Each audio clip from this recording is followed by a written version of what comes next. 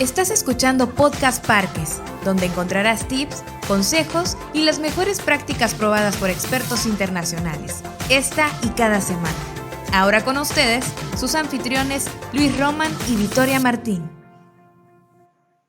Hola a todos, les saludamos Victoria Martín y Luis Roman y les damos la bienvenida a esta séptima edición de Intercambiando el Espacio. Este es el podcast sobre parques urbanos y espacios públicos de Conexión ANPR.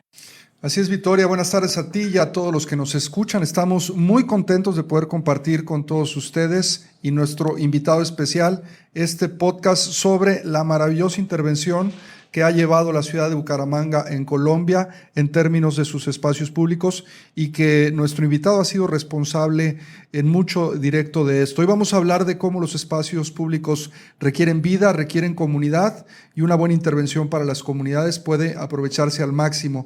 Recuerden que estamos desde la asociación esperando poder ofertarles los mejores contenidos y productos educativos para mejorar su desarrollo profesional. Pueden entrar a nuestra página www.anpr.org.mx. Tenemos recursos gratuitos para todos nuestros públicos. Este podcast que semanalmente se edita. Tenemos también nuestra sección de blog, la revista Parques, estudios que hemos publicado. En fin, una serie de informaciones que seguramente les podrán ser muy atractivas. Invitamos a todos a que nos acompañen a visitarla en www.anpr.org.mx. Victoria. Hoy tenemos con nosotros a una persona que con su equipo trabaja realizando laboratorios urbanos a través de actuaciones de urbanismo táctico y placemaking. Nos acompaña Iván Acevedo Gómez. Él es maestro arquitecto superior español y arquitecto colombiano. Es socio fundador de Iván Acevedo Arquitectura y Urbanismo y es también director del taller Lab Profesional de Arquitectura Pública del Gobierno de Bucaramanga en Colombia, también conocido como Colectivo Tabú. Es importante mencionar que desde el inicio de su carrera, Iván ha estado involucrado con el desarrollo de proyectos públicos con gran impacto social. Todo esto integrando soluciones amigables con el medio ambiente. Iván ha sido y seguirá siendo activista de proyectos arquitectónicos y urbanos con búsqueda y desarrollo de innovación social, ambiental y constructiva. Iván, bienvenido, qué gusto poder compartir este espacio contigo. Muchas gracias, Victoria, muchas gracias, Luis, por esta invitación a la Asociación NPR y aquí dispuesto a dialogar con ustedes. Bueno, pues para poder iniciar esta conversación y para contextualizar acerca de esto y que las personas que nos escuchen conozcan un poco más, podríamos empezar hablando acerca de la ciudad de Bucaramanga. ¿Dónde está situada? ¿Cuál es su tamaño? Pero lo más importante, ¿cómo la encontraste al llegar? ¿Con qué espacios y servicios públicos ya contaba? Bueno, Bucaramanga está ubicada en el nororiente de Colombia, hace parte de la cordillera oriental sobre los Andes, ¿sí? Estamos próximos a Venezuela, en realidad está Bogotá en el centro, luego viene al oriente Bucaramanga y por último está Cúcuta, que es la ciudad fronteriza. Por tanto, es una ciudad de 600,000 habitantes aproximadamente. Su tamaño del área metropolitana que lo aglutinan otras poblaciones próximas suman más o menos unos 1.300.000 habitantes aproximadamente. Está situada a una altura de 929 metros sobre el nivel del mar, es una meseta, entonces realmente la ciudad de Bucaramanga es privilegiada en clima, es cálido, pero se lleva bastante bien porque tenemos muy próximos los cerros orientales y un páramo muy importante para nosotros que brinda el agua a todo el departamento de Santander, ¿sí? Bucaramanga es capital del departamento de Santander. Y tenemos muy cerca el páramo, así también una serie de ríos, de cuencas hidrográficas que lo hacen ver y sentir especiales. Es un lugar entre montañas, le llamamos un lugar como el mar de montañas. No tenemos mar salado, de agua salada, pero sí tenemos un gran mar de montañas. Entonces, es una ciudad que básicamente fue en sus orígenes, llevó a ciertos colonizadores alemanes también, por allí detrás hay unas historias interesantes y que gracias a su empuje también viene a ser como muy cercano a lo que puede ser también los antioqueños y Medellín, ¿no? Que Colombia siempre conoce Bogotá, Barranquilla, Cali, Medellín y poco más, ¿no? En esto que les puedo decir para ubicarnos un poco, pues Medellín es la capital del noroccidente de Colombia y Bucaramanga es la capital del nororiente colombiano. Cuando la ciudad de Bucaramanga fue declarada, esto es bien importante para todos los que no conocen mucho de esta ciudad, un poquito la idea también del podcast es que ahora con nuestro invitado podamos descubrir estas nuevas latitudes y lo que están haciendo en espacios públicos. Bucaramanga fue declarada como una ciudad competitiva para estudios de crecimiento dentro de la parte del Banco Mundial, como la ciudad más próspera de América Latina y ejemplo para el mundo. Esto fue, o debió de haber sido un reto, ¿no? Para ti como arquitecto, como urbanista, como persona del espacio público, llegar a una ciudad con tremendo título por parte del Banco Mundial. Y un poquito uniendo la última pregunta de Victoria, ¿qué encuentras primero en Bucaramanga? ¿Con qué te enfrentas? ¿Cuáles han sido los retos de trabajar el espacio público? Más adelante profundizaremos en los proyectos específicos, pero sin duda debió ser un reto importante en tu carrera, ¿no? Sí, así es. A ver, yo llevo 20 años residiendo fuera del país. Estoy en Barcelona en este momento, donde yo me gradué de arquitecto en Colombia, en Bucaramanga. Y luego me volví a vincular estrechamente con la ciudad a partir del año 2011, ¿sí? Y a partir de ese momento vi unos cambios que no eran muy positivos en el aspecto urbano, todo lo contrario, eran muy negativos porque hubo una explosión demográfica gigante con una bonanza económica que llevó a un crecimiento desmesurado y también de cierta manera desordenado. Entonces, al llegar nuevamente a la ciudad después de más de una década, pues el impacto fue negativo. Esto llevó a que precisamente la reflexión interior fuera cómo llegar no solamente a trabajar desde lo privado como arquitecto, sino con equipos locales, sino también desde lo público con la intención de aportar todo lo que he podido aprender en Barcelona, específicamente donde ha sido mi desarrollo y aprendizaje profesional. Cómo esa integración de equipos multidisciplinares hacen ricos un proyecto para producirlo, ¿sí? Entonces es el conjunto de las personas, de la unión de las personas y de sus pensamientos y saberes lo que hacen la riqueza de los proyectos. Entonces Bucaramanga era conocida como la ciudad de los parques. Bucaramanga va a cumplir 400 años en breve, en año y medio, aproximadamente 2 años, cumplirá 400 años. Y la ciudad está conocida como la ciudad de los parques y tiene más de 200 parques, cerca de 230 parques. Ahora los hemos incrementado y lo que sucedía es que prácticamente todo estaba en el abandono, ¿sí? Llevábamos 30 años de abandono total, básicamente no solo de parques, sino de los espacios públicos en general estaban totalmente abandonados. Hubo unas buenas intenciones desde hace precisamente prácticamente como 10 años en organizar la normativa territorial para reordenar también todo el territorio y todo el ámbito de la ciudad.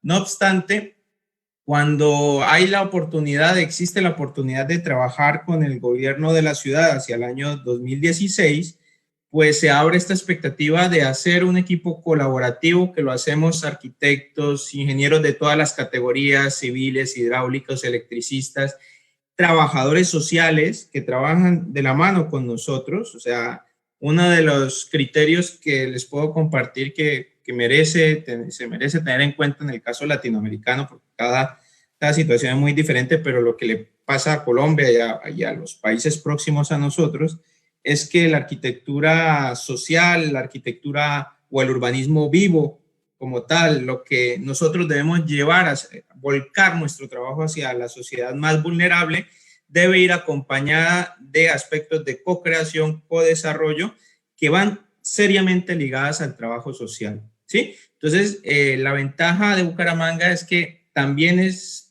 aparte de tener un gran núcleo de emprendedores, de empresarios del ámbito nacional e internacional que son bastante destacados, también se caracteriza por ser una ciudad académica, una ciudad de estudiantes. Entonces, muchos estudiantes del norte de Colombia vienen y del oriente, de los llanos, vienen hacia la ciudad a estudiar, y esto lo hace que sea también un polo importante del conocimiento. En principio, todo esto se va sumando a la intención de poder recuperar, renovar, rehabilitar todos estos proyectos gracias a la iniciativa del primer gobierno en el 2016 hasta el 2019 de un alcalde que es ingeniero civil, se llama Rodolfo Hernández, y actualmente luego continuó con Manuel Azuero, una persona joven, administrador de empresas, amante de lo público, que dio esa oportunidad, esa voluntad, y actualmente con el alcalde que es ingeniero también, Juan Carlos Cárdenas, que da la oportunidad de seguir con ese espíritu. Entonces, la unión de voluntades, más la unión de lo técnico, de lo social, con alta ética, con alto compromiso social, es lo que nos ha permitido llegar y actuar con acupuntura urbana, con urbanismo táctico, con estrategias de renovación, de rehabilitación de todos los equipamientos públicos, o sea, parques y todo lo que está en torno a los parques, centros de salud, salones sociales, todo esto que ya estaba construido, pero que estaba en absoluto estado de abandono. Eran muchos insalubres, con decirles que podríamos llegar a colegios que tienen colegios públicos con muy buen nivel académico, pero con unas instalaciones constructivas pésimas. Tanto era mejor una cárcel que no los colegios. Entonces, ¿cómo es posible, no? Imaginémonos si logramos dotar a toda la comunidad estudiantil del ámbito público, de las instituciones públicas, de equipamientos para la educación de alta calidad y tratar todo ese entorno de los colegios como parques. Entonces, ahí también entramos en este nuevo proceso con el actual gobierno de que lo que debíamos era ahora pasar al siguiente nivel, pasar de los parques, de los centros de salud, de los centros sociales, de los centros comunitarios, de las ágoras, de barrio, de comunas, a otro aspecto que es la parte del tejido educativo, ¿no? Entonces, recuperarlos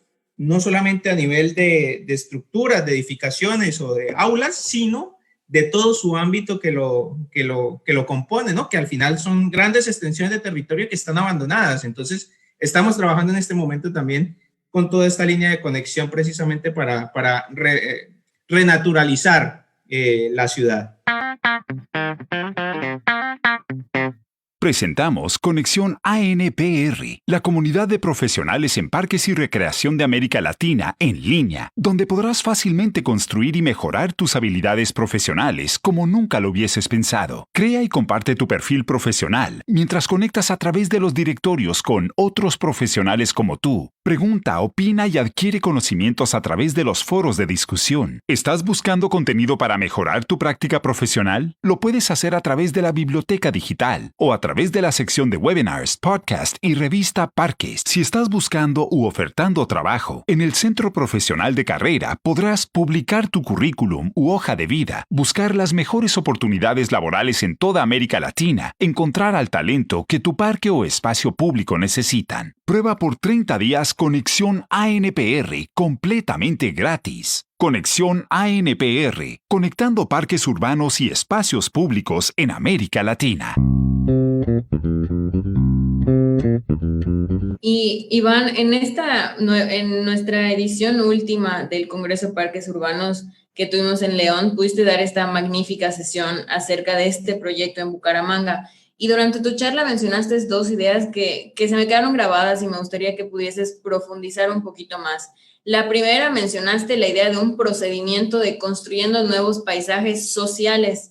Y la segunda fue el recuperar y regenerar el centro urbano como un articulador del paisaje natural. ¿Me podrías pues un poquito contar acerca de esto, profundizar acerca de estas dos ideas y sobre todo hacer hincapié en dónde podemos iniciar nuestro trabajo en nuestras comunidades? Sí, pues te agradezco, Victoria, que hayas estado tan atenta a la charla, primero que todo. En realidad, sí, el trabajo de co-creación, de codiseño que hacemos con nuestro equipo de arquitectura, de trabajadores sociales e ingenieros principalmente, lo conformamos con un procedimiento que le llamamos construyendo nuevos paisajes sociales, que lo que trata es tener básicamente una máxima inclusión de las personas. Máxima.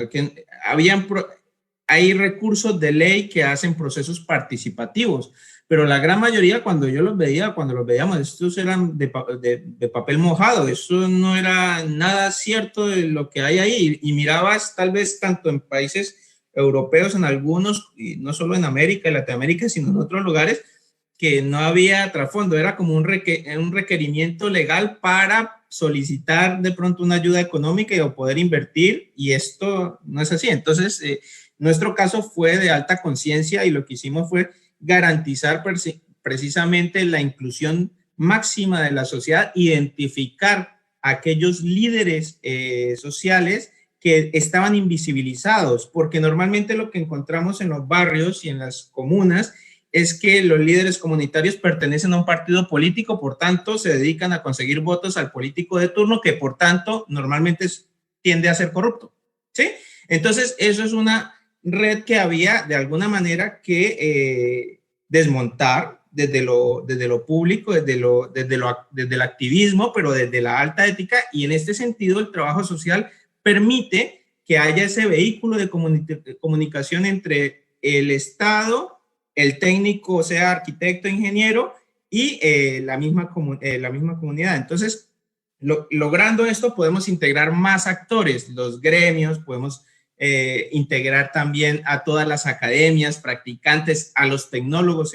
Hay una institución muy importante en Colombia que se llama el SENA, que es el Servicio Nacional de Aprendizaje, y produce prácticamente todo los técnicos profesionales que están trabajando en gran cantidad en el país, ¿sí? Es una institución muy fuerte, muy, muy buena de admirar, y ellos también hacen parte de este equipo con nosotros. Entonces, ya teniendo todo este componente, lo que hacemos es que empezamos a co-crear y a hacer como una distensión. Primero, a transmitir confianza, porque la gente no confía. Yo no confiaba en el público, evidentemente. Yo nunca había trabajado en lo público porque desconfiaba totalmente de ello, ¿sí?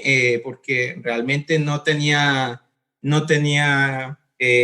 todo lo que sentía era básicamente situaciones incómodas y injustas. Por tanto, nunca me había interesado hasta el momento que llega la oportunidad de ver algo que se estaba transformando. En ese momento es cuando llegamos, ya actuamos a través de lo público, pero cuando vamos a la comunidad garantizamos esos procesos de co-creación con perspectiva de género.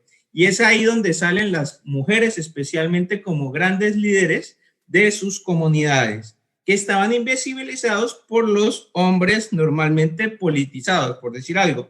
Si hay un grupo de 10 comunas, de esas 10 comunas solamente en una encontramos una líder comunitaria, y también casualmente cuando íbamos a la minucia, la garantía también de esa honestidad, por así decirlo, de ese trato que tienen los líderes comunitarios con los demás, estaba visibilizado en positivo con las mujeres, pero con los hombres casi nunca, muy raro, ¿no? Era encontrar un hombre realmente con una línea honesta de trabajo, toda era interesada hacia los votos, hacia poder tener un cierto control de su sociedad y a transmitir otras cosas. Entonces, todo esto ha ayudado precisamente a que la gente tenga capacidad de pensar y analizar y reflexionar por sí misma, que no lo habían tenido porque simplemente habían roto toda la cadena de confianza. Entonces, una vez se instaura de nuevo esta confianza, pues ellos dicen, bueno, y esta gente que está aquí haciéndonos dibujar, llegamos los niños en los talleres de co-creación, las mujeres en los talleres de co-creación, los adultos mayores en los talleres de co-creación. Podríamos decir que el equipo de trabajo social y con los líderes arquitectos se podían hacer hoy, y hoy en día se hacen seguramente más de 3 al día, que para nuestra ciudad pues es bastante, ¿sí? No es poca cosa. En ese momento la gente lo primero que dice, bueno, y esto sí será real lo que nos están contando, esto sí, claro. Entonces ese proceso de trabajo, cuando volvemos al mes con el anteproyecto, les decimos, mira, ustedes quieren esto, y la ley nos dice esto. Por tanto, la integración entre lo legal y lo que ustedes desean y lo que nosotros les aconsejamos es esto. Una vez ellos están de acuerdo y hemos dialogado lo suficiente para acordar soluciones sobre los usos de los parques, especialmente en este sentido, y los espacios públicos, podemos pasar a la siguiente fase de desarrollo del diseño definitivo para una licitación pública de construcción. ¿Qué garantiza eso? Que en el momento del diseño de los parques, pues, cuando los proporcionamos, dan plena seguridad porque están 100% ocupados por las familias y los niños, ¿sí? La gente tenía la percepción de que la seguridad la proporcionaban los policías y todo lo contrario. Cuando normalmente lo que ocurría era que cuando había tal vez un puesto de policía en la mitad del parque, pero el parque curiosamente era inseguro por diferentes puntos, ¿sí? ¿Por qué? Porque había falta de iluminación, porque los equipamientos para los niños eran pésimos o estaban en fuera de funcionamiento, porque no había oportunidad para niños de 0 a 5 años, ¿no? Entonces incorporamos en esos procesos todo lo que tiene que ver con actividades para la primera infancia. Eso es básico para poder realmente garantizar el uso familiar. Entonces el conjunto de actuaciones nos lleva a eso. Algo también importante es que cuando había ese dominio de lo masculino, entre comillas, sobre lo femenino, ¿no? La gente, incluso los técnicos, compañeros, decían, no, pues hagamos canchas de fútbol, ¿sí? Un terreno. Bueno, entonces la primera reflexión era, no, hombre, espera un momento, si enfrente tienes una cancha de fútbol, mejoremos esa cancha de fútbol que está deteriorada. Y aquí, ese espacio que tú lo quieres para 22 personas, vamos a hacerlo para 500 personas de esta otra manera. Y tal vez esa cancha que tú requieres la necesitan solo los niños para que jueguen unas canchas de minifútbol y el resto del espacio se reporte para el adulto mayor, para hacer ejercicio de correr, para la bicicleta. Y de esa manera hemos tejido un diseño realmente sólido y competente para las personas.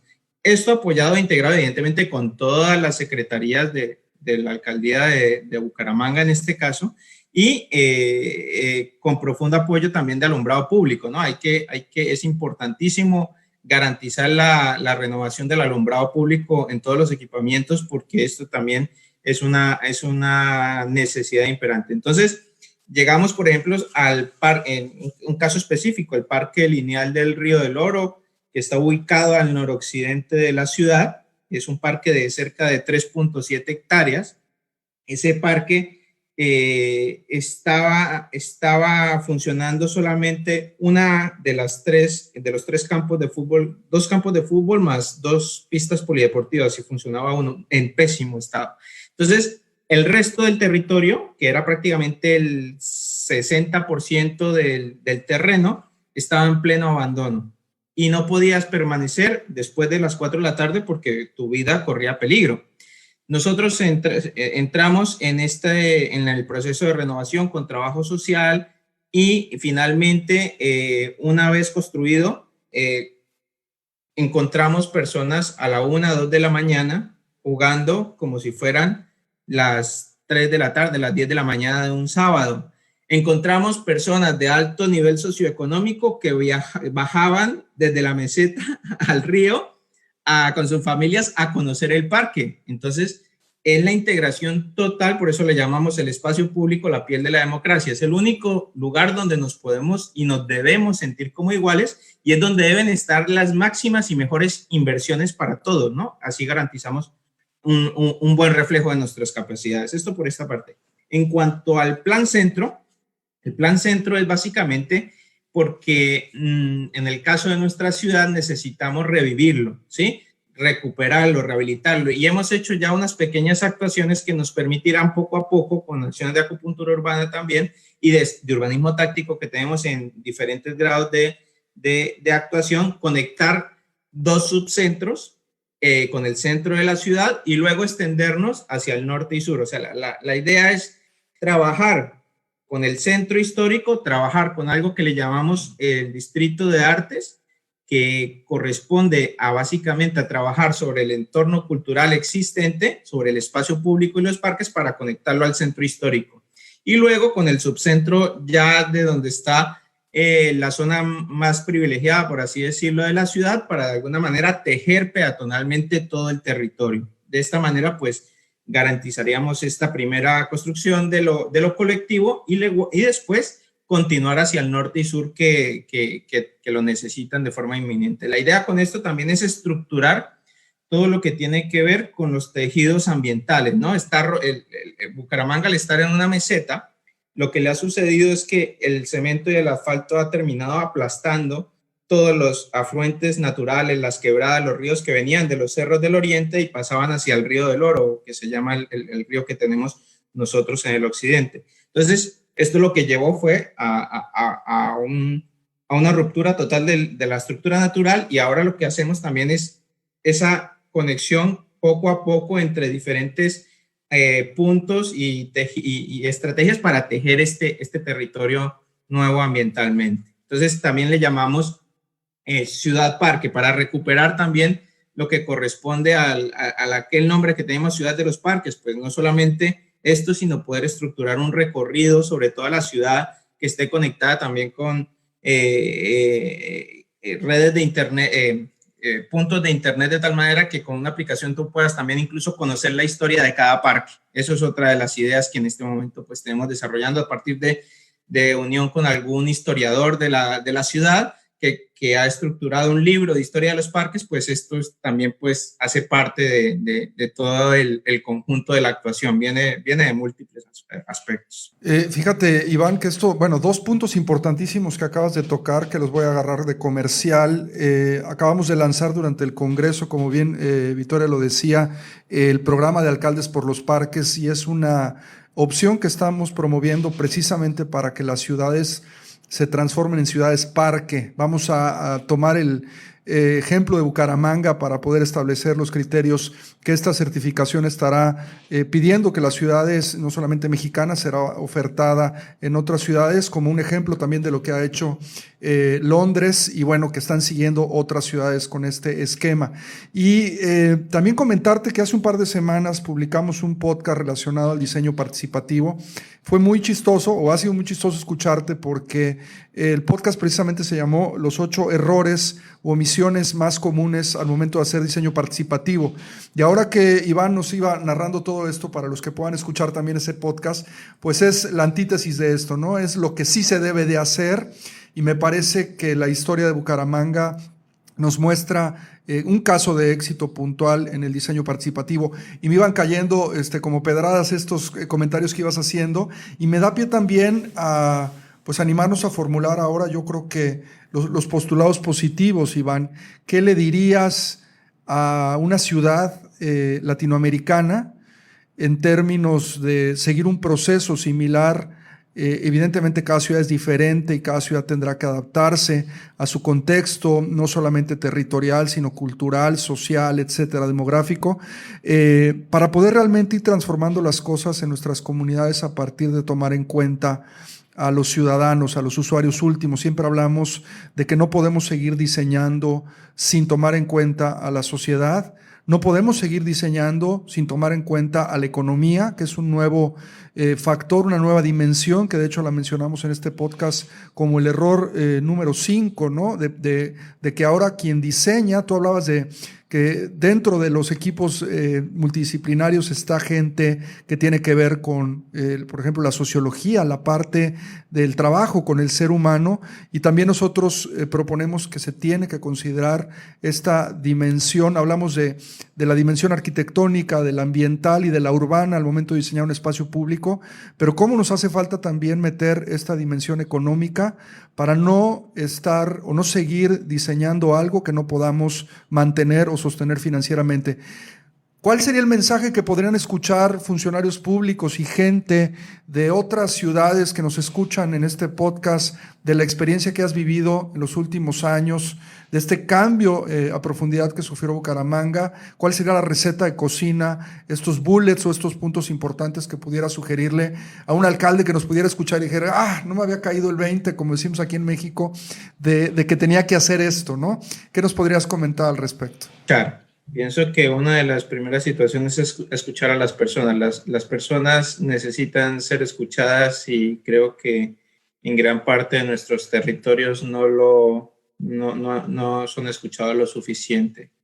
Segundo, el que para poder transmitir confianza hay que garantizar y tener un respaldo ético importante. Y realmente si los técnicos profesionales o los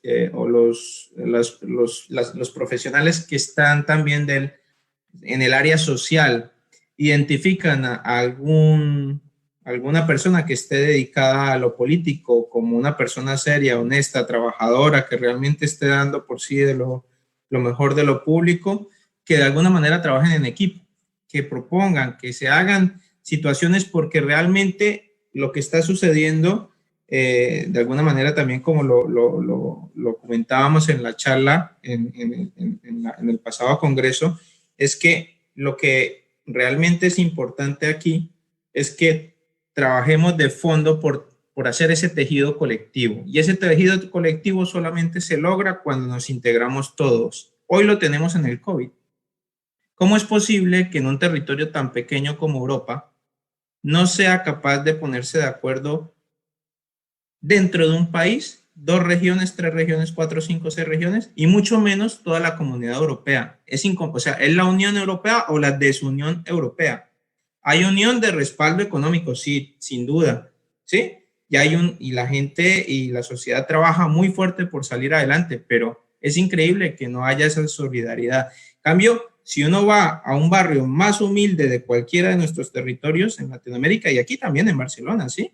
A un barrio humilde, ese tejido social, esa unión sí que está presente. Entonces, de pronto pienso que hay que analizar muy bien cómo es el comportamiento de esos tejidos que ya existen para poder trabajar con ellos, unir esfuerzos. Entonces, básicamente va a voluntad, a trabajo, a tolerancia, a perseverancia también, porque cuando se trabaja en lo público, pues también tiene unos riesgos en muchos aspectos, ¿no? Esto también es importante. Y unos los tienen en primer grado, otros en segundo grado, otros en tercer grado. Y es importante tener en cuenta que si uno está actuando bien y trabajando de buena intención, debe salir siempre adelante bien, y la comunidad es la que debe aprovechar esto. Nosotros tenemos un sentido social, solidario y colaborativo que es único, y bajo esto es el que debemos trabajar. Iván, nada más para complementar un poquito tu comentario, porque nos interesa mucho tu visión desde la praxis del diseño. Qué difícil nos ha sido a muchos de los que trabajamos con procesos de diseño participativo y placemaking el poder convencer al grupo de diseño que esto, y también lo mencionábamos en el podcast anterior, más que quitarle la prerrogativa del diseño al arquitecto, la enriquece, ¿no? ¿Cómo nos hace falta también que las mentes brillantes, los talentos que tiran por ahí las líneas, que trazan, que idean, etcétera, sepan que tenemos que encontrar estas técnicas que son muchas veces científicas, si se hacen bien, como tú mencionabas hace un rato. Hay algunas que son de papel mojado. Tenemos que también exigirle a la autoridad, y la autoridad se tiene que exigir en utilizar técnicas y organizaciones profesionales para la aplicación de las metodologías de recolección de datos, ya sea cualitativas o cuantitativas, pero al final de cuentas lo que también termina mucho por pasar es que cuando ya se tiene toda la información, el gran reto es cómo la traducimos y con qué sensibilidad a un diseño, y cómo volvemos a la comunidad también para que la comunidad termine validando el trabajo, que repito, no es quitarle la oportunidad al diseñador de usar su talento, sino al contrario, de enriquecerla, ¿no? Tú eres arquitecto, tú diseñas. ¿Cómo te convenciste de esto? ¿Cómo te cayó el 20, como decimos en México nuevamente? No, pienso que eso al final creo que, a ver, no sé, uno siente como una llama interior extraña, y eso es como muy personal también, ¿no? Hay que decirlo que evidentemente uno lo ve en el equipo de trabajo. A veces empezamos siendo 7, hoy somos cerca de 60. Normalmente el promedio es 20, 30 personas, ¿sí? Más los practicantes y estudiantes que van por allí, que quieren hacer alguna pasantía, y uno nota que evidentemente tal vez el 20% de esas personas son las que la tienen realmente de una manera natural, ¿sí? Y en este sentido lo que habría que hacer es precisamente el trabajo de sensibilidad, y para esto el ejemplo podríamos ponerlo en lo que hacemos a través del urbanismo táctico. El urbanismo táctico es muchas veces incomprendido, ¿no? Es como el patito feo en algunos lugares, pero porque básicamente cuando no se sabe mal puede acarrear serios errores y serias dificultades, y cuando se hace bien, pues es orgullo y es para todos pues algo muy importante a nivel social y urbano. Entonces, el urbanismo táctico, precisamente cuando actuamos en 2 o 3 fases, la primera fase es de sensibilización y de trabajo social, ¿sí? Puede ser que la actuación dure un día, o 15, o un año, ¿sí? Pero el trabajo social puede, como mínimo, dura 3 meses, básicamente, porque has de integrar a toda la comunidad que está en el entorno, a todos los gremios, asociaciones, a ese tejido colectivo que hay dentro de cada ciudad. Entonces, esto es realmente la herramienta. Ahora, que después de esa primera actuación de urbanismo táctico tenga unos resultados buenos en movilidad, en seguridad vial, en arte urbano, en pedagogía, en educación en general, en civismo, y pasar a una situación de urbanismo permanente, pues esto ya le corresponde también a exigir en la comunidad al político de turno, ¿no? Entonces, es muy importante también que vengan esas voluntades no solamente desde los profesionales activistas o profesionales dedicados en el medio, sino que la misma comunidad pueda de alguna manera solicitar a los gobernantes de turno estas actuaciones que son necesarias en el espacio urbano. Bueno, pues aquí lo tienen, acaban de escuchar a Iván Acevedo, de nuevo maestro, arquitecto superior español y arquitecto colombiano, experto en el desarrollo de ciudades con los espacios públicos siempre como prioridad. Iván, muchas gracias por acompañarnos en este episodio y por compartir con nosotros estas grandes iniciativas que podemos comenzar en nuestras ciudades y esta idea de cómo uniéndonos podemos lograr mejores cosas para nuestras comunidades. Bueno, no, pues gracias a ustedes y de verdad quedo atento. Cualquier situación pueden contactarme, mi página web es ivanacevedoarquitectos.com y ahí está mi email, con mucho gusto, a través de Victoria y de Luis. Siempre estaré atento a cualquier trabajo en equipo con todos y vamos adelante que realmente necesitamos mejorar nuestros equipamientos y más ahora con la situación que tenemos, porque esto es para la vida, esto no es moda. Claro, es verlo a futuro. Pues de nuevo muchas gracias y a ti que nos escuchas y acompañas te agradecemos una vez más y te recordamos que ya puedes encontrarnos en Spotify, iTunes, Google Podcast y otras plataformas. Así que búscanos en tu plataforma favorita y suscríbete para que no te pierdas de ningún episodio. Te invitamos a unirte a nuestra comunidad en donde vas a poder encontrar diversas herramientas de profesionalización. ¿Qué esperas? Vuélvete miembro ya. Recuerda visitar la página en www.anpr.org.mx. Nos escuchamos hasta la próxima y recuerden, que vivan los parques. Nuestro podcast ha terminado. Te recordamos visitar nuestro sitio web www.anpr.org.mx y seguirnos en redes sociales como @ANPR México.